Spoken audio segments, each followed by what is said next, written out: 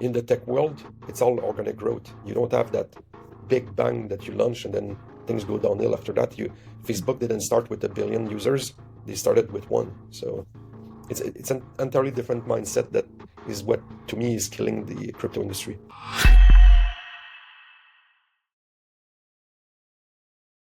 When I looked at the tech industry and you get stock option in a company, it's 5 years, sometimes 10 years before you get to cash out these options.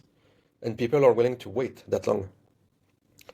In crypto project, it's standard that you start being able to cash out in a few months, sometimes 2 years max. And to me, that's a problem because it caused a lot of sell pressure when the team and the early investors got free token or at a discount, and then they can sell everything within 2 years. It caused a lot of sell pressure. So I'm usually not a fan of that. I would really prefer that if a team has token, that it's on a 5 years or more timeline. But that's a long time to wait, and there's crypto cycle that people fear. What will happen in 2 years? Maybe the project will be dead. So I understand the pressure of people wanting to be more liquid, but there are workaround that I think could make sense. The token that have not vested and are locked for the team or for the early investors, you could offer the option for them to be able to put that into market making, into liquidity farming. So that would benefit the project. You sacrifice some upside if you're a team member and you allocate some of your locked token into market making or liquidity farming, you have some sacrifice of potential upside. Because if the token price goes 10 times higher, that implies that you have some impermanent loss because you sold some of your token too early. But meanwhile, you're getting money now, and that doesn't cause sell pressure. So it's more like a resistance in your price structure in a sense. So In if the what token kind of price doesn't go up, you don't basically sell in this case. So in what kind of environment would that make the most sense? Because I imagine a lot of it has to do with where we are as an industry, right? yeah, if you get to a point in the crypto cycle where the market goes sideways a lot, this generates yield for you if you're locked token or participating in market making or yield farming, and you don't have that much impermanent loss in this case. When the market goes down, that is bad for you because you're converting some of your stable coin, let's say, into the project token, and the price keep crashing. That's usually not good. And when the crypto price is going up, you are basically selling too early. So there's impermanent loss there in both. But if it's a sideways thing, then it's good. So the more sideways your price do, then the better for you. But at the same time, if you collect some of the passive income from that from day one, you did sacrifice some potential upside, but then you didn't cause sell pressure and you managed to get some money out uh, as bonus. So I think giving the option for users to decide if they participate in something like that would be good because you could extend the vesting period in this case.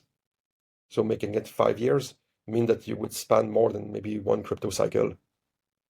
Because if you're a legitimate project that built some complex technology stack, it may take more than one cycle to go over the development part of this. So having a longer vesting cycle is probably good in this case.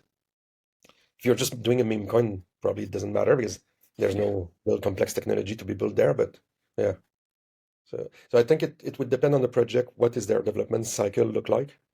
And then if the users or the early investors would accept something like that. Because I think it would benefit the project and you give an extra option for the people to get some passive income along the way while sacrificing potential upside. But just to play devil's advocate here, how many projects do we know 5 years ago that still exist? Right? Yeah, but that's maybe is the reason. Because if the project died before they completed their technology because too many people sold too early, that's why tech company grew organically, 30%, 60% month over month. Facebook, it took 10 years for people to cash out their stock options. But when they did, they were all millionaires. So, like saying when Facebook went IPO, it created more than 100 millionaires. So the thing, there's an advantage of not uh, bleeding the company of cash. And that's what's happening when your vesting is too short and you kill your token before you had the chance to grow with your real users and all that stuff.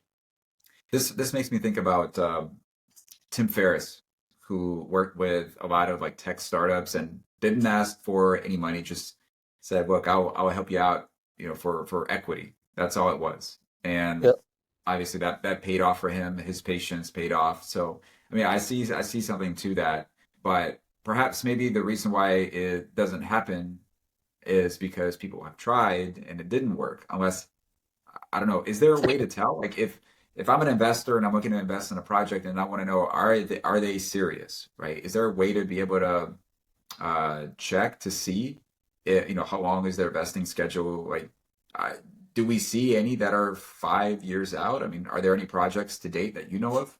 in crypto. Yes. Yeah, yeah. I think Aave, for example, is one of them. They were around the last bull cycle. They are on they're starting their third cycle, as far as I know. Ethereum did survive. EOS, not so much. Like, like project that build real tech and attract real users will survive and perform better every bull cycle. The project that are only speculators probably will not survive. So to me, that's why when you do DeFi, your speculators are kind of sometimes your real users as well.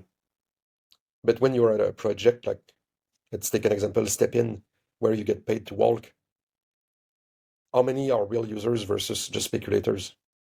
And that's the problem when that ratio is too much on the speculator side. Some of those projects will not survive Because it's because all the about the price. yeah, because the value capture is captured by speculators that have no loyalty to be there next cycle. So they will sell everything. That's why I don't usually put money into meme coin because I'm not an insider in them, so I don't know if the people who were there from the beginning will cash out everything and then the project is dead at that point. But what But about like Dogecoin managed to survive more than one cycle, but that's partly because of the push of Elon Musk. So yeah, what about Shiba Inu? but it's the same thing. Is the all-time high gonna be higher this time around? If it's not, then it's a long-term downward trend. It will probably never go to zero entirely because that's not possible, but it will go worse at every cycle. And we saw that with the EOS. They used to be like a massive project.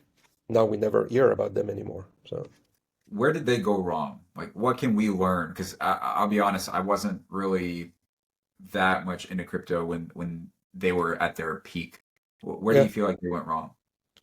but it's when everything you do is incentivizing speculators more than real users. That's the problem. In their case, I think they had like $4 billion of investment fund to invest in project to build the ecosystem on top of EOS. And I think a lot of the project were just bad at attracting real users. So we ended up just bleeding themselves out through that process. But I was not an insider of EOS, so all of what I'm saying about them might be completely wrong. But I think it's probably a lot of governance issue, if I recall some people mentioning that as well. Because you want to have a decentralized protocol, but then if people don't agree with each other, then you end up just not being able to push decision and making progress. I think maybe that's what partly save Ethereum is Vitalik has a lot of power to push things around, but it still need to be decentralized. You still need to have consensus, and when people don't agree, then you end up with a fork, and then like which chain will perform better.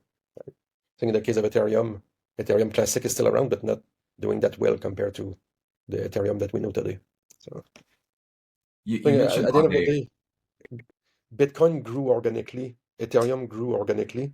Most project they launch with a bang, and then it's downhill from there because it's speculators that are there at the beginning when the technology is not ready. So that's the danger of doing things that way. In the tech world, it's all organic growth. You don't have that big bang that you launch and then things go downhill after that. Facebook didn't start with 1 billion users; they started with one. So it's an entirely different mindset that is what to me is killing the crypto industry because you're going public before you have anything. Well, you mentioned Aave had like I don't know if it was exactly 5 years, but you said they had a very long vesting schedule, which translated to Uh, how serious they were about their tech. Are there any newer projects that are on your radar that have a very similar mindset? just to clarify, I didn't say Aave had a 5 years vesting schedule. I think I may misunderstood you. Like, I don't know about the vesting schedule of Aave, but what I'm saying is that they've been around for probably more than 5 years. Let me see when they launched. And in 2020, so less than 4 years. Going on 4 years. Yeah. Yeah. Okay. So But I think, more. I think they will do better this time around because I'm a user of their tech, not as a speculator, but as a user. And I think the more market share they get of real user, the better this will do. Yeah. Anything else to add, Patrick, about the topic? Uh, not really, but the thing I would recommend project to consider offering or implementing a longer vesting, but offering the possibility for people to kind of cash out in a way that doesn't cause sell pressure, in which case then handling the market making yourself and doing the like a liquidity pool. If the locked token are allowed to be part of that, then you're helping your user go through that longer vesting period, which save your project in the long run. But I Great. would recommend project that have a long development cycle to do that, not necessarily project that can develop the tech in a month. Then maybe they don't need to do that. So Yeah. Well said. Thanks so much, Patrick, for all your insights. it's a pleasure. Attention builders, if you're building an application, an exchange, a chain, and you want to be part of a thriving Web3 community full of professionals, be sure to go to networkspotlight.io and apply to become a member. We have over 400 members with bi-weekly events for you to keep up with the industry trends and meet the most influential people in the space. And if you're interested in having your project get a tokenomics review, be sure to fill out the form so Patrick can get in contact with you. All links are in the description. Catch you in the next video.